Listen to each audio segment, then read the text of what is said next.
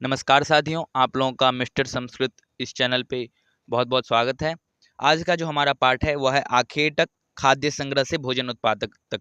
पिछले पार्ट में हमने देखा कि प्राचीन काल में लोग कैसे रहते थे, क्या खाते थे, किस प्रकार से जंगल में रहते थे, कैसे वो लोग आए। इस प्रकार का जो मन में जिज्ञासा था, प्रश्न था, पुरातत्वविद क्या होता है, इतिहासकार क्या होता है, ये सब हम लोगों ने पिछले पार्ट में देख लिया। आज का जो हमारा पाठ है यह है आखेट, यानी कि आखेट मतलब होता है शिकार। शिकार करने यानी कि जो मांस खाते थे वहां से लेकर कृषि तक का जो यात्रा है, इसके बीच में कौन सी कठिनाई आई, कैसी परिस्थिति रही होगी, इसके बारे में इस चैप्टर में दिया हुआ है। तो एक तुषार नाम का लड़का है, वो रेल यात्रा कर रहा है। तो तुषार की रेल यात्रा की यहाँ पे बात की जा रही है। तुषार अपने एक रिश्तेदार की शादी में दिल्ली से चेन्नई जा रहा था। रेल में उसे खिड़की वाली सीट मिल गई, जहां से वह बाहर का नजारा देखने में मग्न हो गया। तेज दौड़ती गाड़ी से उसने देखा कि पेड़ पौधे, घर, खेत, खलिहान बड़ी तेजी से पीछे की ओर छूटते चले जा रहे थे। तभी उसके चाचा ने उसके कंधे पर हाथ रखकर कहा, पता है, लोगों ने मात्र 150 साल पहले रेल से यात्रा करनी शुरू की थी। बस तो इसके कुछ दशक बाद आई है। तुषार सोचने लगा कि जब लोगों के पास आने जाने के लिए तेज रफ्तार वाली सवारियां नहीं थी, तो क्या वे यात्रा नहीं करते थे क्या? वे अपनी सारी जिंदगी एक ही जगह पर बिता देते थे क्या? ऐसा करके उसने अपने मन में एक बात कही। तो उनके चाचा ने बोले, नहीं, ऐसी बात नहीं थी। अब देखिए क्या प्रसंग है। बता रहे कि आरंभिक मानव, आखिर वे इधर उधर क्यों घूमते थे। हम उन लोगों के बारे में जानते हैं जो इस उपमहाद्वीप में 20 लाख साल पहले रहा करते थे। आज हम उन्हें आखेटक खाद्य संग्राहक के नाम से जानते हैं। भोजन का इंतजाम करने की विधि के आधार पर उन्हें इस नाम से पुकारा जाता है। आमतौर पर खाने के लिए वे जंगली जानवरों का शिकार करते थे, मछलियों और चिड़िया पकड़ते थे, फल, मूल, दाने, पौधे, पत्तियां, अंडे इकट्ठा किया करते थे। ठीक है। आज से जो 20 लाख साल पहले के जो आखेटक होते थे, जो मानव थे, जिनके हम लोग अभी अंश हैं, वो मानव क्या करते थे कि जंगली जानवरों का शिकार करते थे, आखेट करते थे, पेड़ पौधे, फल मूल, दाने इत्यादि को इकट्ठा करके खाते थे। यानी कि यदि कभी जानवर नहीं मिला तो फल खा लिए, जड़ खा लिए, मूल खा लिए, किसी वृक्ष का या फिर किसी पेड़ पौधा का फल खा लिए, यही सब खा के पहले के टाइम रहते थे। ठीक है। आखेटक खाद्य संग्राहक समुदाय के लोग एक जगह से दूसरी जगह पर घूमते रहते थे। ऐसा करने के कई कारण थे। अब पिछली पार्ट में आपने देखा था कि लोग एक दूसरे से दूसरे जगह यात्रा क्यों करते थे। काम की तलाश में यात्रा करते हैं, नई जगह जानने की उत्सुकता के लिए लोग यात्रा करते हैं, धर्मगुरु धार्मिक शिक्षा के लिए यात्रा करते थे, सेना जो है एक स्थान को दूसरे स्थान को जीतने के लिए यात्रा करते थे। लेकिन इस पार्ट में जो है यात्रा के मूल रूप से 3 कारक थे। 3 कारण है, बता रहे हैं कि आखेटक खाद्य संग्राहक समुदाय के लोग एक जगह से दूसरी जगह पर घूमते रहते थे। ऐसा करने के कई कारण थे। पहला कारण यह है कि अगर वे एक ही जगह पर ज्यादा दिनों तक रहते तो आसपास के पौधों, फलों और जानवरों को खाकर समाप्त कर देते थे, इसलिए और भोजन की तलाश में इन्हें दूसरी जगहों पर जाना पड़ता था। दूसरा कारण यह है कि जानवर अपने शिकार के लिए या फिर हिरन और मवेशी अपना चारा ढूंढने के लिए एक जगह से दूसरी जगह जाया करते हैं, इसलिए इन जानवरों का शिकार करने वाले लोग भी इनके पीछे पीछे जाया करते थे। पहला कारण ये है कि लोग यदि एक ही स्थान पे रहते, एक ही स्थान पे बहुत दिनों तक रहते, तो उस स्थान का जो फल है, पेड़ पौधा है, वहाँ का जो जानवर है, सभी को खा के समाप्त कर देते थे, फिर खाने के लिए कुछ नहीं बचता। इसलिए लोग एक स्थान से दूसरे स्थान जाया करते थे। दूसरा कारण ये है कि मान लीजिए कोई आदिवासी जो है शिकार करने के लिए किसी जानवर को निकला, अब वो शिकारी जो है अपने खाने की तलाश में कहीं दूर चला गया। अब दूर चला गया शिकारी जो है, शिकार दूर चला गया, शिकारी भी उसे मतलब पीछा करते हुए जा रहा है। अब रात हो गई तो वहीं पे ये बस जाते थे, फिर घर नहीं वापस आते थे। और बहुत ऐसे मवेशी होते थे, जब मौसम वातावरण परिवर्तन होता था तो दूसरे जगह चले जाते थे, तो शिकारी भी उसके साथ दूसरे जगह यात्रा करने के लिए चले जाते थे, फिर वहीं पे 6 महीना 1 साल रहे, फिर तीसरी जगह चले जाते थे। इस प्रकार से 2 कारण हो गया। पहला कारण ये हो गया कि एक ही जगह रहते तो सब कुछ खा के समाप्त कर देते। दूसरा कारण ये हो गया कि मवेशी भी एक स्थान से दूसरे स्थान जाते थे, इसलिए उसके पीछे पीछे जाते जाते वो भी दूसरे स्थान चले जाते थे। अब तीसरा कारण दे रहे हैं कि तीसरा कारण यह है कि पेड़ों और पौधों में फल फूल अलग अलग मौसम में आते हैं, इसलिए लोग उनकी तलाश में भी उपयुक्त मौसम के अनुसार अन्य इलाके में घूमते होंगे। अब तीसरा कारण यह है कि मान ले गर्मी का टाइम हुआ, तो गर्मी के टाइम में आम मिलता है, तो आम जो है नॉर्थ की तरफ मिलता है तो उधर चले जाते होंगे, या फिर साउथ की तरफ जो फल मिलता होगा इधर आ जाते होंगे। तो मतलब वातावरण के अनुकूल भी यात्रा करते थे। मान लीजिए अभी इस टाइम में बहुत गर्मी है, अब बहुत गर्मी है तो इधर खाने का कोई वस्तु नहीं मिल रहा है। अब जहाँ पे ठंडी जगह है वहाँ पे कुछ खाने को मिल जाएगा तो वहाँ चले जाते थे। अब बहुत गर्मी हो रही है, वस्त्र नहीं है पहनने को, इस गर्मी में कैसे रह पाएंगे, जल जाएंगे, इसलिए लोग ठंडी वाले स्थान पे चले जाते थे। अब बहुत ज़्यादा ठंडी हो रही है तो गर्मी वाले इलाका में चले जाते थे, अर्थात तो वातावरण अनुकूल होने के कारण भी यात्रा किया करते थे। और चौथा कारण यह है कि अपनी पानी के बिना किसी भी प्राणी या पेड़ पौधे का जीवित रहना संभव नहीं होता है। सही बात है, जल ही जीवन है, हम लोग सुनते हैं ना, तो जल के बिना कैसे एक व्यक्ति रह सकता है। ठीक है, तो जल ही जीवित रहना संभव नहीं होता। और पानी झीलों, झरनों तथा नदियों में ही मिलता है। यद्यपि कई नदियां और झीलों का पानी कभी कभी नहीं सूखता, कुछ झीलों और नदियों में पानी बारिश के बाद ही मिल पाता है। इसलिए ऐसे झीलों और नदियों के किनारे बसे लोगों को सूखे मौसम में पानी की तलाश में इधर उधर जाना पड़ता होगा। हालांकि पहले के टाइम में जो लोग रहते थे वो नदी के किनारे ज्यादा रहते थे, झीलों के पास रहते थे। तो मान लीजिए हालांकि झीलों नदियों का पानी नहीं सूखता, लेकिन कभी कभी ज्यादा गर्मी होने के कारण झीलों का पानी भी सूख जाता है। तो पानी की तलाश में भी लोग एक स्थान से दूसरे स्थान तक यात्रा करते थे। जहाँ पे पानी मिलता था, शुद्ध पानी होता था, शुद्ध वातावरण होता था, वहां पे लोग जाके यात्रा किया करते थे। तो चौथा कारण क्या हो गया, पानी की तलाश में। तीसरा कारण क्या हो गया, वातावरण अनुकूल होने के कारण। दूसरा कारण क्या हो गया, मवेशी एक स्थान से दूसरे स्थान जाते थे, इसलिए शिकारी भी चले जाते थे। और पहला कारण ये हो गया कि यदि एक ही स्थान पे रहते तो सब कुछ समाप्त कर देते, खा जाते, इसलिए वो लोग एक स्थान से दूसरे स्थान स्थान परिवर्तन करते थे। ठीक है, ये क्वेश्चन आता है कि प्राचीन काल में लोग यात्रा क्यों करते थे, यात्रा क्यों करते, आखेटक यात्रा क्यों करते थे। जो आखेटक खाद्य संग्राहक होते थे वो लोग यात्रा क्यों करते थे, उसका क्या कारण है। 4 कारण दे देगा आपको, एक बीच में कोई गैप कर दे देगा, कोई मिस कर देगा, तो उसमें आपको टिक लगाना होगा। ये प्रतियोगी परीक्षा में ऐसे प्रश्न आ सकते हैं, इसलिए आप लोगों को ये चारों कारण ध्यान में रखना है। उसके बाद आगे बता रहे हैं कि आरंभिक मानव के बारे में जानकारी कैसे मिलती है। पुरातत्वविदों को कुछ ऐसी वस्तुएं मिली है जिनका निर्माण और उपयोग आखेटक खाद्य संग्राहक किया करते थे। यह संभव है कि लोगों ने अपने काम के लिए पत्थरों, लकड़ियों और हड्डियों के औजार बनाए हों। इनमें से पत्थरों के औजार आज भी बचे हैं। इनमें से कुछ औजारों का उपयोग फल फूल काटने, हड्डियों और मांस काटने तथा पैरों की छाल और जानवरों की खाल उतारने के लिए किया जाता था। कुछ के साथ हड्डियां या लकड़ियों के मुट्ठे लगाकर भाले और बाण जैसे हथियार बनाए जाते थे। कुछ औजारों से लकड़ियां काटी जाती थी। लकड़ियों का उपयोग ईंधन के साथ साथ झोपड़ियां और औजार बनाने के लिए किया जाता था। अब पहले के टाइम में क्या था, तो लोग औजार उतना नहीं मिलता था, तो लकड़ी का औजार बना लिए, हड्डी का औजार बना लिए, पत्थर का औजार बना लिए। ठीक है, अब इसी प्रकार के औजार का उपयोग करके लोग शिकार किया करते थे, पेड़ को काटते थे, फल को काटते थे, जड़ मूल निकालते थे, तो इसी प्रकार का औजार बनाते थे, चाहे वो पत्थर को हो, चाहे फिर वो लकड़ी की हो, चाहे फिर वो किसी जानवर की हड्डी की हो।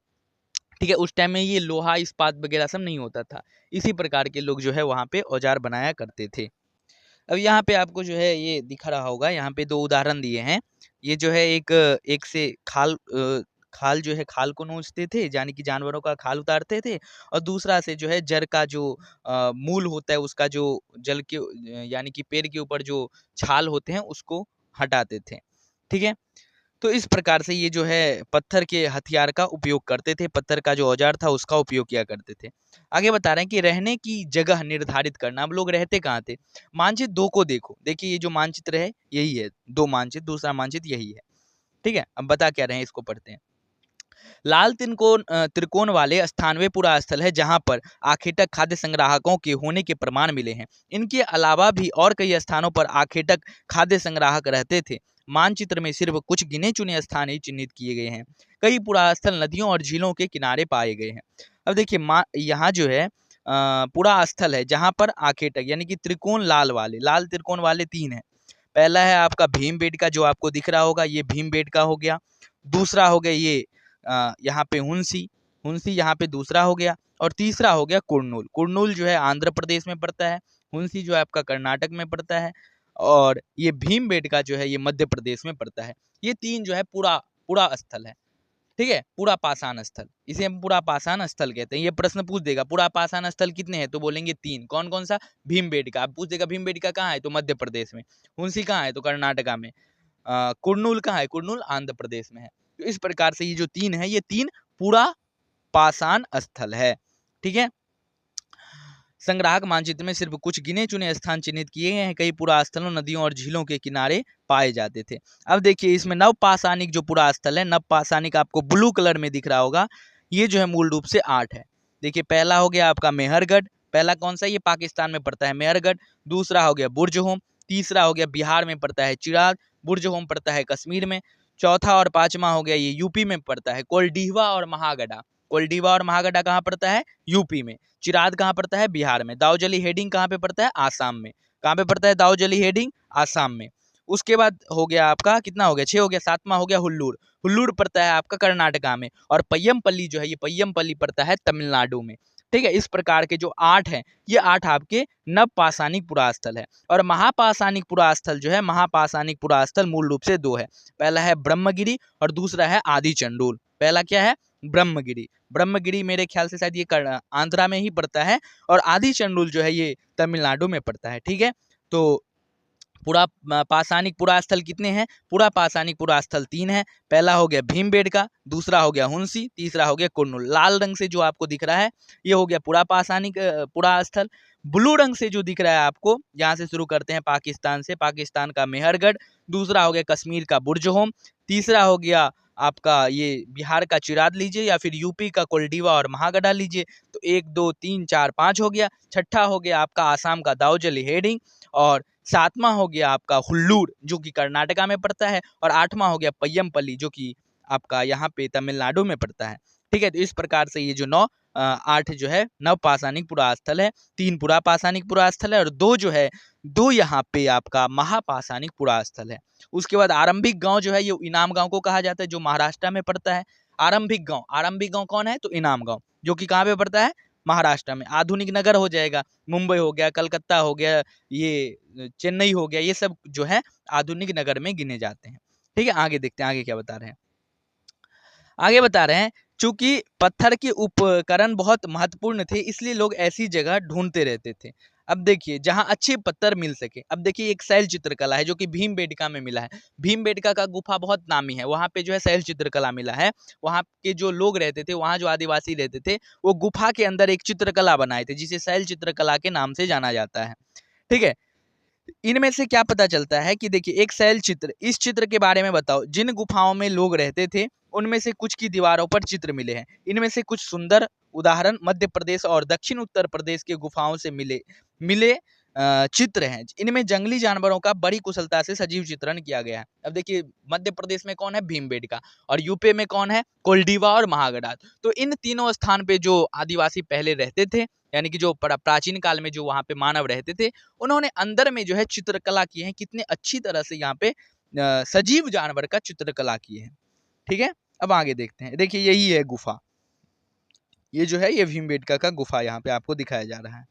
ठीक है, आगे बता रहे हैं पुरास्थल क्या है। पुरास्थल उस स्थान को कहते हैं जहां औजार, बर्तन और इमारतें जैसे वस्तुओं के अवशेष मिलते हैं। ऐसी वस्तुओं का निर्माण लोगों ने अपने काम के लिए किया था और बाद में वे उन्हें वहीं छोड़ गए। ये जमीन के ऊपर, अंदर, कभी कभी समुद्र और नदी के तल में भी पाए जाते हैं। इन पुरास्थलों के बारे में मैं आपको अगले अध्याय में बताया जाएगा, अगले अध्याय में आपको बताया जाएगा। मतलब पुरास्थल वही है जहाँ पे औजार मिले, बर्तन मिले, यानी कि प्राचीन काल के जो अवशिष्ट पदार्थ हैं, जैसे औजार हो गया, बर्तन हो गया, पांडुलिपि हो गई, अभिलेख हो गया, उसी को पुरास्थल कहते हैं ना, उसी को पुरास्थल के नाम से जानते जाते हैं। वही यूनेस्को वर्ल्ड हेरिटेज में उसका नाम आता है। ठीक है, उसी को कहते हैं। तो इस प्रकार से जो है अब आग की खोज कैसे हुई, आग की खोज की यहाँ पे विशेषता की जा रही है। अब देखते हैं आग की खोज कैसे हुई। मानचित्र 2 में कुर्नूल गुफा को ढूंढो। चलिए मानचित्र 2 में देखते हैं कुर्नूल गुफा कहाँ पे है। देखिए यही है मानचित्र 2, यहाँ पे कुर्नूल का गुफा आपको आंध्रा में दिख जाएगा। ठीक है, इसी गुफा के पास जो है आग की खोज हुई थी। यही है कुर्नूल की गुफा, यहीं पे जो है आग की खोज हुई थी। तो चलिए वहाँ पे क्या बता रहे हैं, वहाँ पे देखते हैं। ठीक है, मानचित्र 2 में कुर्नूल गुफा को ढूंढो, यहाँ राख के अवशेष मिले हैं। इसका मतलब यह है कि आरंभिक लोग आग जलाना सीख गए थे।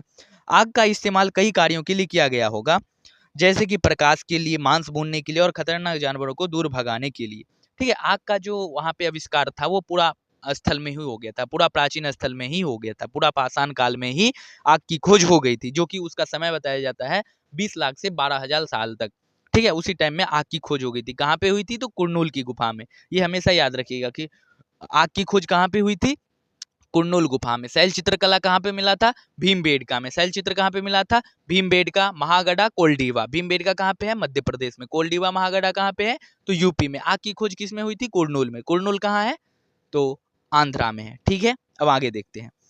आज हम आग का उपयोग किस लिए करते हैं? आज हम आग का उपयोग किस लिए करते हैं? बहुत सारा प्रयोजन है।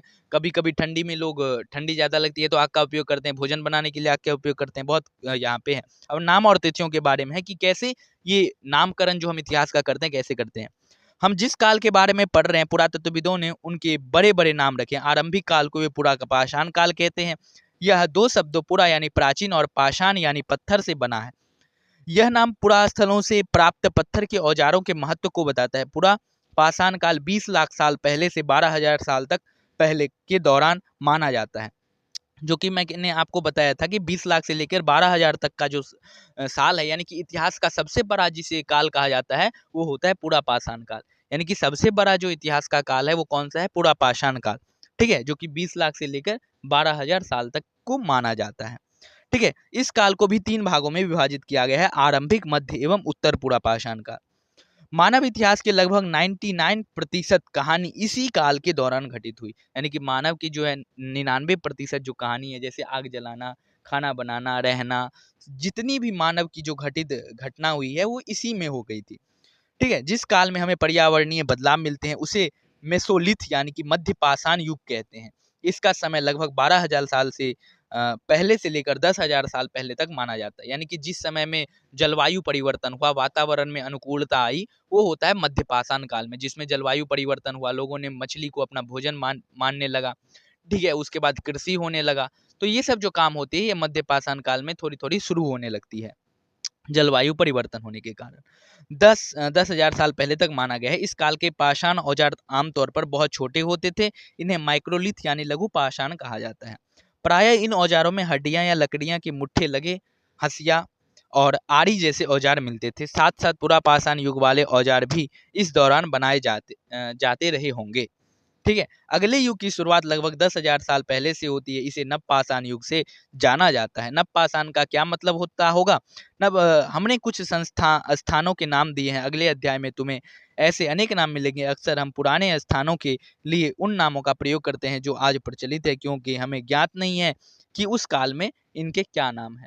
ठीक है, नवपाषाण काल क्या है? नवपाषाण काल में हमने देखा था कि जो है वहाँ पे 8 स्थल है। पहला हो गया पाकिस्तान का, पाकिस्तान में क्या था? महागढ़ा। उसके बाद बुर्जहोम था कश्मीर में, चिराद आया, कोल्डीवा आया, महागढ़ा आया, दोआउजली हेडिंग आया, इत्यादि जो स्थल है ये सब नवपाषाण काल के हैं। अब बदलती जलवायु, अब जलवायु कैसे परिवर्तन हुई है वो देखते हैं। लगभग 12,000 साल पहले दुनिया की जलवायु में बड़े बदलाव आए और गर्मी बढ़ने लगी। इसके परिणाम स्वरूप कई क्षेत्रों में घास वाले मैदान बढ़ने लगे।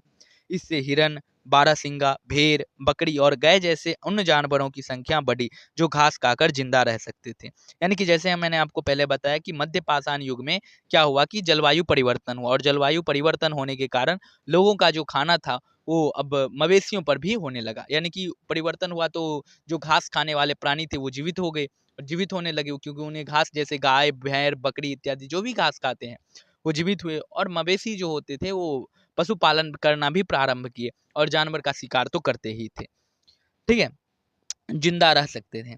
जो लोग इन जानवरों का शिकार करते थे वे भी इनके पीछे आए और इनके खाने पीने की आदतों और प्रजनन की समय को जानकारी हासिल करने लगे। हो सकता है कि तब लोग इन जानवरों को पकड़कर अपनी जरूरत के अनुसार पालने की बात सोचने लगे हों। साथ ही इस काल में मछली भी भोजन का महत्वपूर्ण स्रोत बन गई। इस टाइम में क्या था कि लोग जानवरों का तो शिकार करते ही थे, लेकिन उन्हें पालने की भी थोड़ी बहुत समझ आने लगी थी। और एक और परिवर्तन हुआ था कि मध्य पाषाण काल में मछली जो है वो भोजन का एक महत्वपूर्ण स्रोत बन गया था। यानी कि खाने के लिए मछली एक महत्वपूर्ण स्रोत बन गया था। किस काल में? तो मध्य पाषाण काल में। ये पूछा जाता है मछली खाने का स्रोत किस काल में हुआ था? तो मध्य काल में। अब पूछ देगा कि मध्य काल में, पुरा पाषाण काल में मछली खाने का स्रोत बना था। कथन एक, कारण क्योंकि जलवायु परिवर्तन हुई थी। तो कथन गलत है, कारण सही है। क्योंकि कथन गलत है और कारण, क्योंकि कथन गलत इसलिए है कि मछली खाने का स्रोत मध्य पाषाण काल में बना था, और कारण सही इसलिए है कि जलवायु परिवर्तन होने के कारण मछली जो है खाने का क्या बना था? महत्वपूर्ण स्रोत बन गई थी। अब खेती और पशुपालन की शुरुआत। इसी दौरान उपमहाद्वीप के भिन्न भिन्न इलाकों में गेहूं, जौ और धान जैसे अनाज प्राकृतिक रूप से प्राकृतिक रूप से उगने लगे थे। शायद महिलाओं, पुरुषों और बच्चों ने इन अनाजों को भोजन के लिए बटोरना शुरू कर दिया होगा।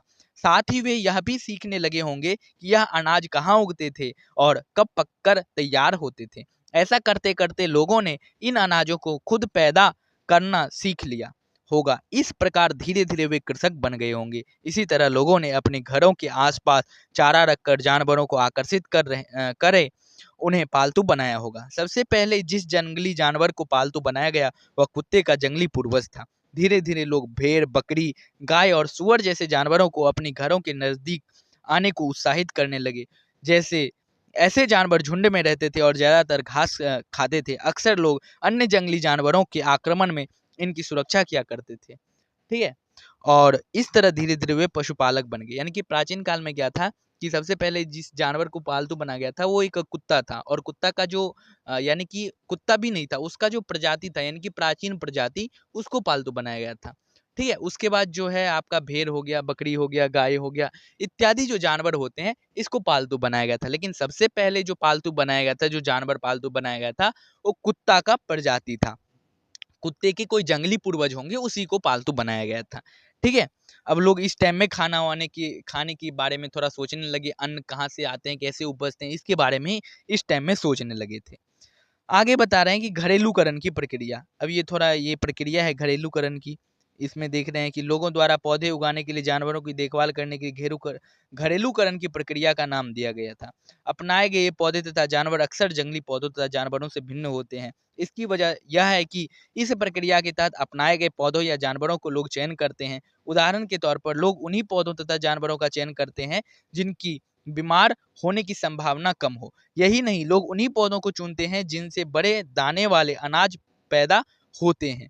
साथ ही जिनकी मजबूत डंठले अनाज के पक्के दाने के भार को संभाल सके, ऐसे पौधों के बीजों को संभाल कर रखा जाता है ताकि फिर से उगाने के लिए उनके गुण सुरक्षित रह सके। उन्हीं जानवरों को आगे प्रजनन के लिए चुना जाता है जो आमतौर पर अहिंसक होते हैं। इसलिए हम देखते हैं कि पाले गए जानवर तथा कृषि के लिए अपनाए गए पौधे जंगली जानवरों तथा पौधों से धीरे धीरे भिन्न होते गए। मिसाल के तौर पर जंगली जानवरों की तुलना में पालतू जानवरों के दांत और सींग छोटे होते हैं। इन दांतों के देखो, इनमें से कौन सा जंगली सुअर है और कौन सा पालतू सुअर है। ये देखिए, आपको जो ये दांत दो दिख रहा है, इसमें कौन सा जंगली जानवर का है और कौन सा पालतू का है।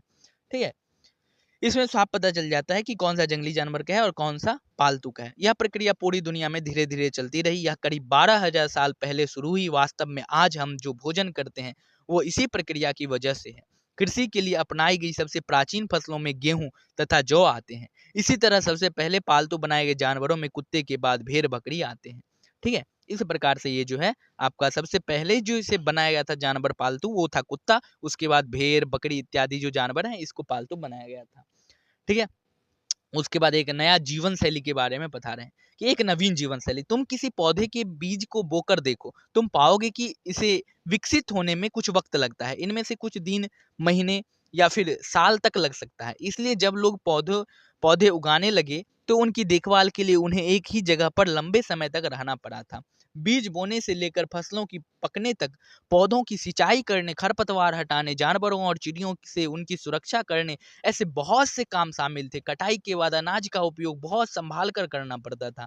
अनाज के भोजन और बीज दोनों के रूप में ही बचा कर रखना आवश्यक था। इसलिए लोगों को इसके भंडारण की बात सोचनी पड़ी बहुत से इलाकों में। अब देखिए, पहले के टाइम में क्या था कि अब भोजन के लिए तो अनाज तो मिल गया, लेकिन अनाज को कैसे उपजाया जाए, कैसे रखा जाए, ये भी सोचना था ना। अब भंडार के लिए रखा था। अब इस टाइम में क्या होता था कि लोग जैसे प्राचीन काल में एक स्थान से दूसरे स्थान तक यात्रा कर लेते थे, इस टाइम में नहीं हो पाता था, क्योंकि अब अनाज किए हैं तो उसकी देख रेख के लिए पूरे साल वहां पे रहना पड़ता है। तो इसलिए लोग अब यात्रा करना थोड़ा कम कर दिए।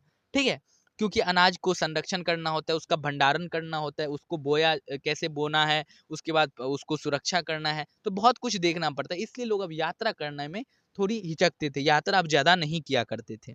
आगे वही बता रहे हैं, बहुत से इलाकों में लोगों ने मिट्टी के बड़े बड़े बर्तन बनाए, टोकरियां बुनी या फिर जमीन में गड्ढा खोदा। अब फसल जो है, फसल का भंडारण कैसे करें, क्योंकि हम कुछ खाएंगे और कुछ अगले नेक्स्ट ईयर उसे हम फिर भंडारण तो किए हैं, अब कुछ खाएंगे पूरे साल और कुछ जो है उसे बोने के लिए रखेंगे, यानी कि लगाने के लिए रखेंगे, क्योंकि पिछले साल भी फिर बनाना है ना, अनाज उपजाना है, तो कैसे रखेंगे? यदि बीज ही नहीं रहेगा तो अनाज कैसे होगा? इसलिए लोग कभी कभी टोकरियां में रखते थे, बर्तन बनाए बर्तन में रखते थे, या जमीन में गड्ढा खोद कर रखते थे। क्या तुम्हें लगता है कि शिकारी या भोजन संग्रह करने वाले बर्तन बनाते और उनका प्रयोग करते होंगे? अपने जवाब का कारण बताइए, बताइएगा आप लोग कमेंट के माध्यम से अपने जवाब का कारण। ठीक है। जानवर चलते फिरते खाद्य भंडार। अब देखिए, जानवर जानवर और चलते फिरते खाद्य भंडार हो गया। अब जानवर को लोग पालते थे, पालते इस मकसद से नहीं थे कि ये मेरे बहुत प्रिय है, पालते इस मकसद से थे कि जब मेरा भोजन समाप्त हो जाएगा तो मैं इसको खा जाऊंगा, इसलिए वो पालते थे। जानवर बच्चे देते हैं, जिससे उनकी संख्या बढ़ती है। अगर जानवरों की देखभाल की जाए तो उनकी संख्या तो बढ़ती ही है, साथ ही उनसे दूध भी प्राप्त हो सकता है, जो भोजन का एक अच्छा स्रोत है। यही नहीं, जानवरों से हमें मांस भी मिलता है। दूसरे शब्दों में पशुपालन भोजन के भंडारण का एक तरीका है। भोजन के अतिरिक्त जानवरों से और क्या क्या मिल सकता है? आज जानवरों का उपयोग किस लिए होता है? आप लोग बताइएगा कमेंट के माध्यम से। आज के ज़माने में हम जानवरों का उपयोग क्यों करते हैं? हमारा रीज़न क्या है जानवरों का उपयोग करने? जानवर को हम क्यों पालते हैं? कुछ तो रीज़न होता है ना, जैसे गाय को पालते हैं, दूध देती है, गाय को सेवा करते हैं, गाय हमारी माता है। बहुत सा रीज़न होता है, तो आप लोग 1-2 रीज़न ज़रूर बताइएगा। आओ आरंभिक कृषकों और पशुपालकों के बारे में पता करें। मानचित्र 2 पृष्ठ संख्या 12 देखो, क्या तुम्हें कई नीली वर्ग दिख रहे हैं? अब देखिए कहाँ पे है नीली वर्ग, इसमें नहीं है, आगे होगा। चलिए कोई दिक्कत नहीं, आगे देख लेंगे, आगे मिलेगा ना तो आगे देख लेंगे। ठीक है।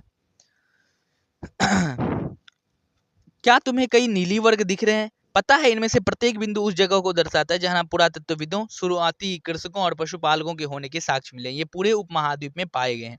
इनमें से सबसे महत्वपूर्ण पश्चिमोत्तर क्षेत्र में आधुनिक कश्मीर में और पूर्वी तथा दक्षिण भारत में पाए गए। वास्तव में ये निर्दिष्ट स्थान कृषकों और पशुपालकों की बस्तियां थी या नहीं, इसे जांचने के लिए वैज्ञानिक खुदाई में मिले पौधों और पशुओं की हड्डियां के नमूने का अध्ययन करते हैं। इनमें से सबसे रोचक जले हुए अनाज के दौरान के अवशेष हैं। ऐसा लगता है कि ये गलती से या फिर जानबूझकर जलाए गए होंगे।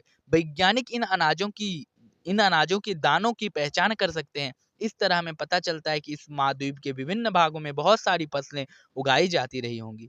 वैज्ञानिक विभिन्न जानवरों की हड्डियां को भी पहचान कर सकते हैं। अब देखिए, ब्लू कलर का जो था वो उत्तर में आपका था क्या, बुर्ज होम कश्मीर में, और दक्षिण में क्या था, दक्षिण में आपका हुल्लूर हो गया, पय्यमपल्ली, ये सब जो है इस स्थानों पर, हुल्लूर हो गया आपका कर्नाटक में, पय्यमपल्ली हो गया तमिलनाडु में।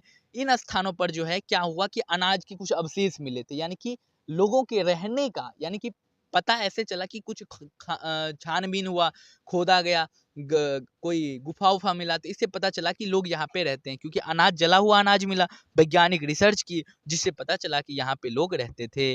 अब देखिए आगे बता रहे हैं अस्थाई जीवन की ओर। अब लोग अस्थाई जीवन रहने लगे, जो कि मैं आपको पहले ही बता दिया कि अब भंडारण करने लगे, फसल उपजाने लगे, तो अब लोगों को अस्थाई जीवन जीना एक बहुत बड़ा कारण बन गया था कि यदि अस्थाई जीवन नहीं जीते तो फसल को कैसे देखभाल करते, फसल कैसे लगाते, फसल का भंडारण कैसे करते। इसलिए अस्थाई जीवन जीना एक मजबूरी हो गया था।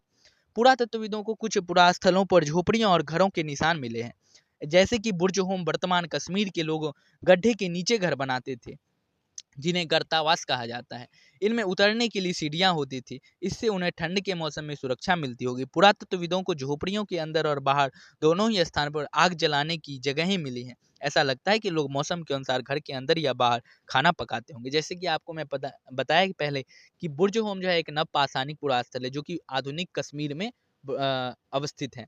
ठीक है, वहाँ के जो लोग रहते थे वो गर्तावास में रहते थे। गर्तावास उसे कहते हैं जो मिट्टी के अंदर गड्ढे खोद कर रहते हैं, और वहाँ के जो लोग रहते थे वो अंदर और बाहर, यानी कि गड्ढे के अंदर और बाहर भी आग जला के रहते थे। इसलिए रहते थे क्योंकि कश्मीर के क्षेत्र में ठंडी बहुत ज़्यादा होती है, और यदि बाहर में रहते तो ठंडी के कारण उनकी जान के भी खतरा हो सकते, इसलिए लोग आग जला के रहते थे।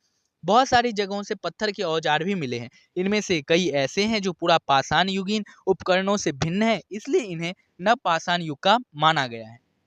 इनमें वे औजार भी हैं जिनकी धार को और अधिक पैना करने के लिए उन पर पॉलिश चढ़ाई जाती थी। औखली और मुशल का प्रयोग अनाज तथा वनस्पतियों से प्राप्त अन्य चीजों को पीसने के लिए किया जाता था। आज हजारों साल बाद भी, ठीक है, हजारों साल बाद भी औखली और मुशल का प्रयोग अनाज पीसने के लिए किया जाता है।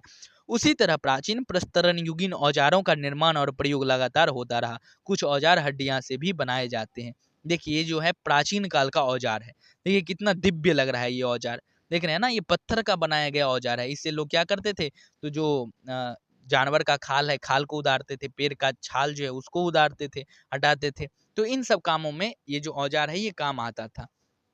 ठीक है, आगे बता रहे हैं कि नवपाषाण युग के पुरास्थल से देखिए कितना अच्छा यहाँ पे ये जो पात्र है कितना अच्छे से यहाँ पे चित्रित किए गए हैं, कितना अच्छे से बनाए होंगे। नवपाषाण युग के पुरास्थलों से कई प्रकार के मिट्टी के बर्तन मिले हैं। कभी कभी इन पर अलंकरण भी किया जाता था। बर्तनों का उपयोग चीजों को रखने के लिए किया जाता था। धीरे धीरे लोग बर्तनों का प्रयोग खाना बनाने के लिए भी करने लगे। चावल, गेहूं तथा दलहन जैसे अनाज अब आहार का महत्वपूर्ण हिस्सा बन गए थे। इसके साथ साथ अब लोग कपड़े भी बुनने लगे थे।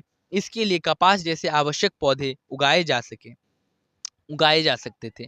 क्या ये परिवर्तन हर जगह एक साथ ही आ रहे होंगे? ऐसी बात नहीं है।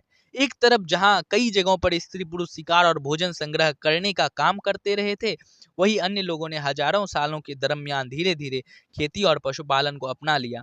बहुत जगह लोग मौसम के मुताबिक बदल बदल कर अपनी जीविका चलाया करते थे। ठीक है, अब ये परिवर्तन जो है सभी जगह एक ही साथ नहीं आया था। अब कहीं पे जो है लोग अपना अपना अस्थायी जीवन कर लिया, कहीं पे वैसा वातावरण नहीं मिला, वैसा वहाँ की संस्कृति नहीं मिली, तो लोग जो है अपना अस्थायी जीवन वहाँ पे नहीं रख पाए। लेकिन कुछ दिनों के बाद वो लोग भी अस्थायी हो गए थे, लेकिन एक ही साथ परिवर्तन सभी जगहों पे नहीं आया था। ठीक है, अब बता रहे हैं सूक्ष्म निरीक्षण मेहरगढ़ में जीवन मृत्यु। अब देखिए मेहरगढ़ का जो है सूक्ष्म निरीक्षण आपको करवा रहे हैं। ठीक है, मेहरगढ़ का ये सूक्ष्म निरीक्षण है। अब मेहरगढ़ कहाँ पे है, आप लोगों को पहले मैं बता चुका हूँ, पाकिस्तान में मेहरगढ़ है। आधुनिक पाकिस्तान जो है उस पाकिस्तान में मेहरगढ़ अवस्थित है, जो कि मैं पहले ही आप लोगों को मैप में दिखा दिया हूँ कि मेहरगढ़ जो है आधुनिक पाकिस्तान में मौजूद है। नहीं हो रहा है तो एक बार और दिखा देते हैं। मेहरगढ़ देखिए, ये जो है ये मेहरगढ़ है। ये पाकिस्तान है ना, ये पाकिस्तान है। इस पाकिस्तान में मौजूद है मेहरगढ़। बुर्ज होम हो गया आपका कश्मीर में। ये सब जितने भी आपको ब्लू कलर के इसमें दिख रहे हैं, ये सारे के सारे नवपाषाणिक पुरास्थल है। ठीक है, मेहरगढ़ हो गया, बुर्ज होम हो गया, चिराद हो गया, कोलडीवा हो गया, महागढ़ा हो गया, दाऊजली हेडिंग हो गया, इधर दक्षिण में हुल्लूर हो गया, पय्यमपल्ली हो गया। ये सब जितने भी हैं ये सारे के सारे नवपाषाणिक पुरास्थल हैं। ठीक है, चलिए अब मेहरगढ़ की सूक्ष्म निरीक्षण करते हैं कि आखिर क्या था मेहरगढ़ में, क्यों इतना प्रसिद्ध माना जाता है मेहरगढ़ को। मानचित्र 2 पृष्ठ 12 में मेहरगढ़ को ढूंढो। ठीक है भाई, हम लोग ढूंढ के आ गए, देख भी लिए, बढ़िया से निरीक्षण भी कर लिए। यह ईरान जाने वाले सबसे महत्वपूर्ण रास्ते बोलन दर्रे के पास एक हरा भरा समतल स्थान है। मेहरगढ़ संभवतः वह स्थान है जहाँ के स्त्री पुरुषों ने इस इलाके में सबसे पहले जौ, गेहूं उगाना और भेड़ बकरी पालना सीखा। यहाँ विभिन्न प्रकार के जानवरों की हड्डियां मिली। इनमें हिरन तथा सुअर जैसे जंगली जानवरों तथा भेड़ और बकरियां की हड्डी है।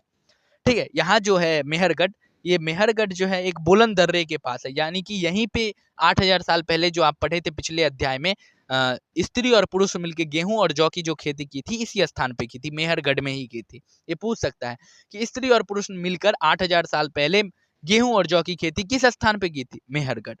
ठीक है, इनमें से हिरन तथा सुअर जैसे जंगली जानवरों तथा भेड़ और बकरियां की हड्डियां हैं।